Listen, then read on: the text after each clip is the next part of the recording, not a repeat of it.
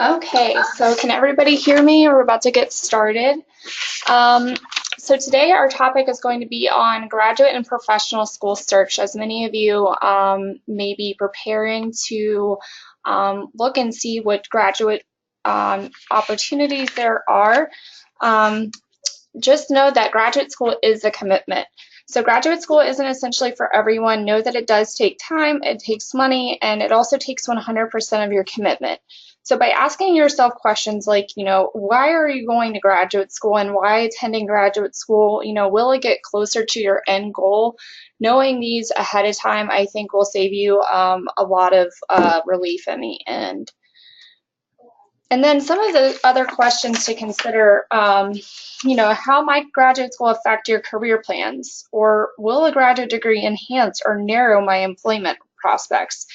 Sometimes a broad master's program or degree such as communication or a general business degree may not be as useful as a master's degree that is more like of a pinpointed or has a more of a directed focus. And lastly, do you know exactly what discipline you want to study? If not, this is a chance for you to take some of those generalized courses or some of the core courses that are in your program that might be able to help you define and further decide if, graduate school is a potential opportunity or an option for you. So some of the other questions to also consider when it comes to graduate school. Does your academics have to some degree an effect on graduate studies? Sometimes I think there is, but often sometimes there's not. It depends on the graduate program that you are applying for. So some of the not organizations, but the institutions rather will have you submit, your GPA and things of that nature. But it also depends on where you go. So where you choose to go as far as graduate school will be key. Choose a graduate program and school that is the right fit for you and determine and evaluate financial aid options. You can schedule an appointment with the financial aid office at the university, and you can seek other alternatives than just the FAFSA. So we have other things like the grants, scholarships, and things of that nature. So just take some of that time to really develop to see if that's something that you are wanting to go for. So some of the factors when considering and evaluating different kinds of programs are based on a lot of different things here. We evaluate programs such as the curriculum, so some of the classes or core classes that you may have to take, and the faculty. So this is a really important one. A lot of the times too, a lot of graduate students, they may want to conduct research or possibly work side by side with a faculty member and maybe teaching or something of that nature. And also the program's overall reputation. So, how are they ranked or what is their reputation as a whole? The cost of the program is a very important factor when evaluating a graduate school program. Also campus facilities, labs and or resources that are also available and accessible for students. So whether that's on or off campus, that really plays a big role in evaluating such programs. Also, the last but not least would be the geographic location. Are you wanting to relocate or are you wanting to stay local, near family and friends? So kind of taking kind of a time to think about, are these important things for you? And if so, how are you going to kind of go about making that decision?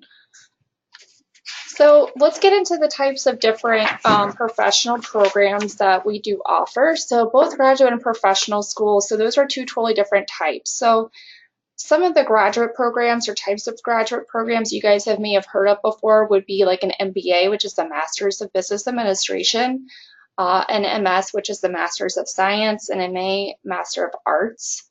Typically, these take about 2 to 3 years to complete, depending again on the program, where you may take the program, and if you may have any transfer credits.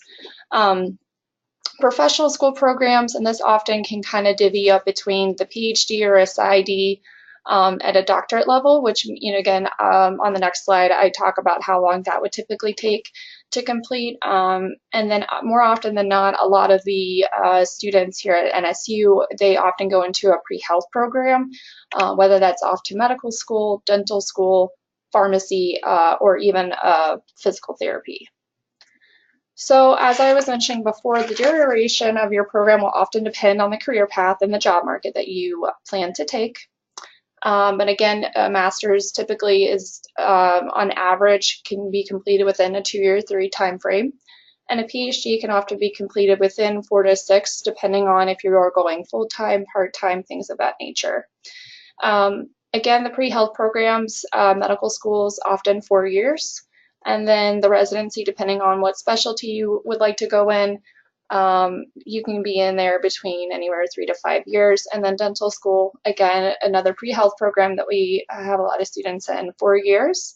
And then depending on if you want to go ahead and go right into dentistry, you can go ahead and go right into the workforce.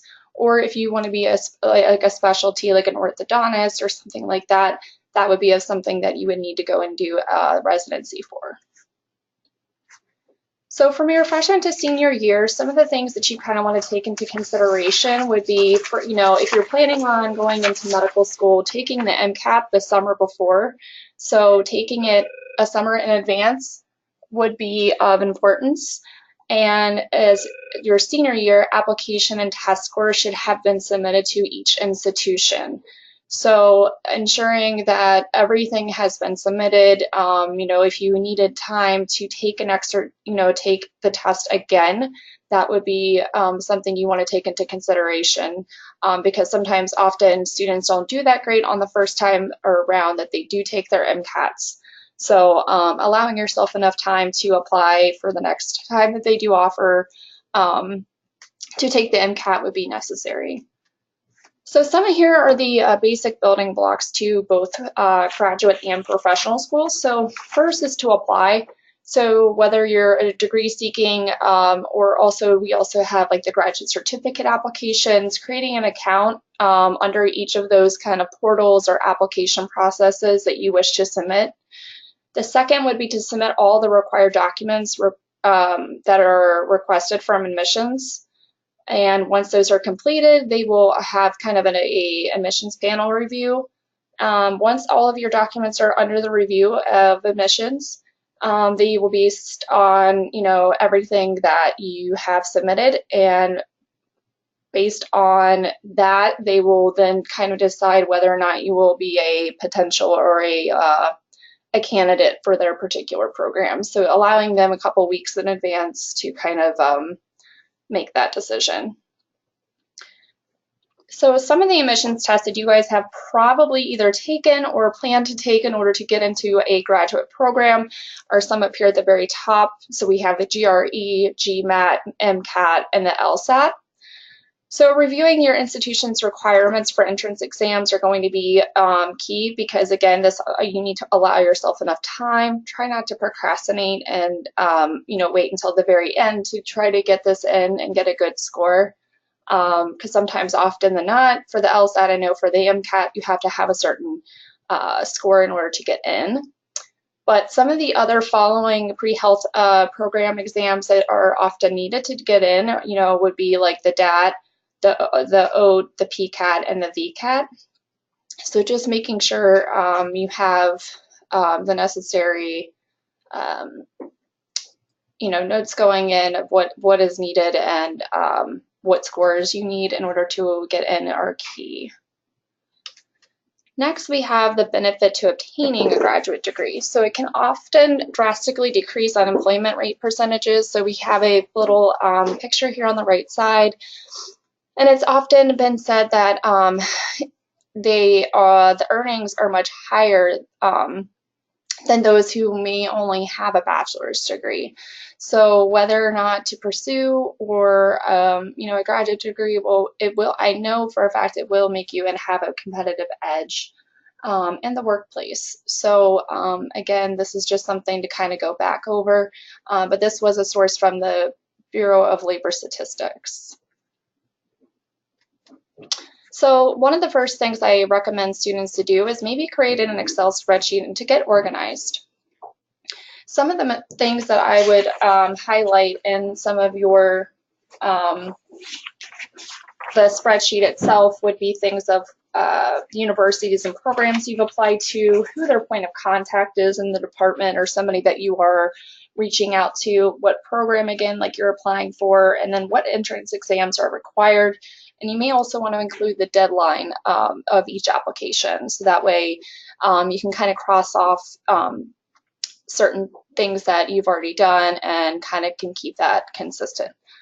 And last but not least, know and become familiar with certain portals, such as the medical school portal, AMAX, because it can be often tedious when you're first going in there. You want to just make sure you can like navigate around the site well, and then have any questions. So if you are unfamiliar with the site, you just want to know going in like where things are located on the site.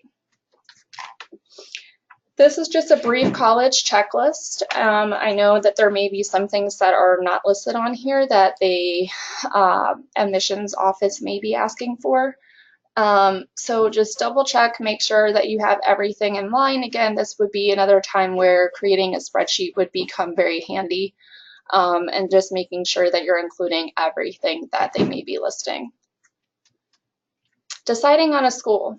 So this can be one of the most challenging times when it comes to a potential candidate like thinking about, okay, I've applied to so many schools, where do I want to go, or what's going to give me the best opportunity. But so first and foremost, we want to allow yourself enough time. By creating and getting yourself organized, and not waiting until last minute to schedule like a Kaplan like GRE test prep. Knowing the industry, so knowing your what it is that you're going into, so knowing that what you're getting yourself into before you're actually in the program, I think is really key. Gathering and researching data for multiple institutions, so knowing what the institution is like, whether that's environmental, again, are they local, or are they in another state or another country.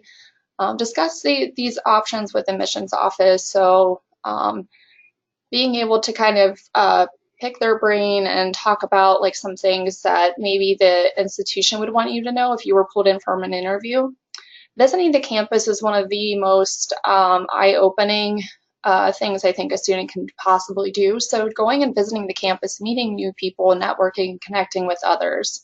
And then talk to current students or alumni that may have already went to that school. I think that can be another great opportunity for students that might be considering that graduate program.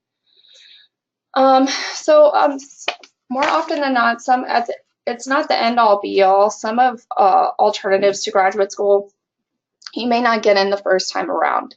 But one of the most important things to take away from this would be to not only rank your top choice to your least favorable to help ease this application and graduate school process.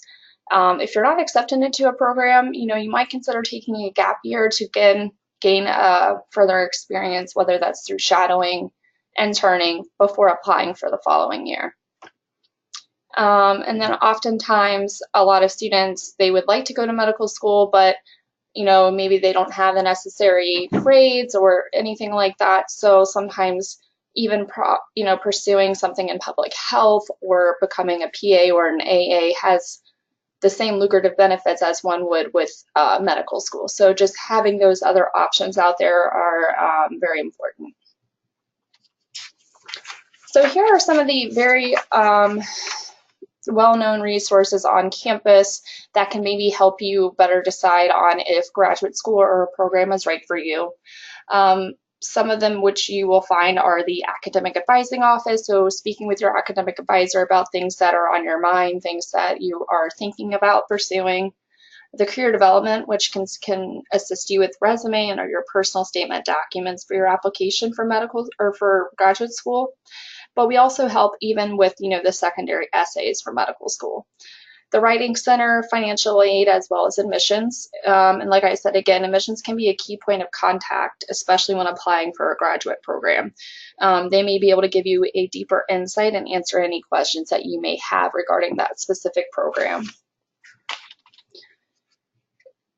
And at most, we do also, if you have an upcoming interview, you're more than welcome. If you happen to have an interview for whether it's for a job, an internship, or even for graduate school, you're more than welcome to contact the Career Development Center to schedule a mock interview with one of our career advisors. We would love to assist you and prepare you with the process.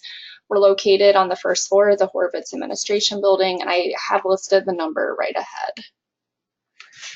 Some of these are some of the resources that you may have come across when evaluating certain programs. So for financial aid, we all know what FAFSA is. The scholarship, so there are other opportunities rather than pulling out a loan or something like that. So definitely be checking the FAFSA and scholarships.com. We have the U.S. News and World Report that present and report each year on what best graduate schools or programs there are. Peterson's, this is another great graduate school search tool.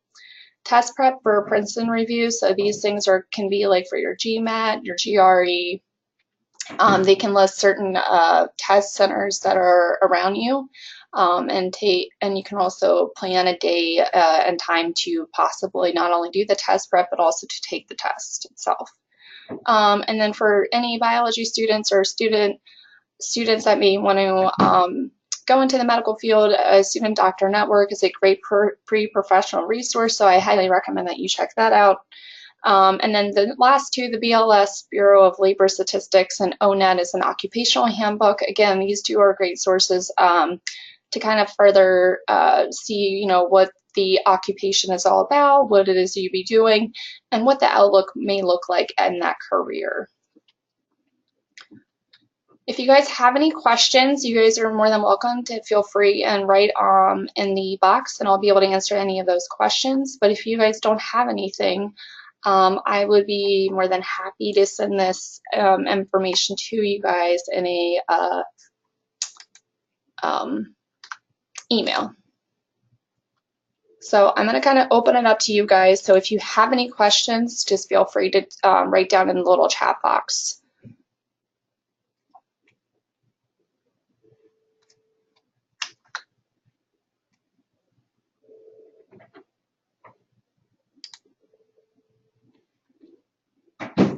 Well, if you guys don't have any other questions, I thank you for your time. And like I said, if you guys have any other questions, you're more than happy to, stop on by during our career labs on Monday, Wednesday, Friday from 11 to 1, or you can always do a phone Skype appointment or drop by the career office and schedule an appointment. Thank you guys, and I hope you have a great day. Bye-bye.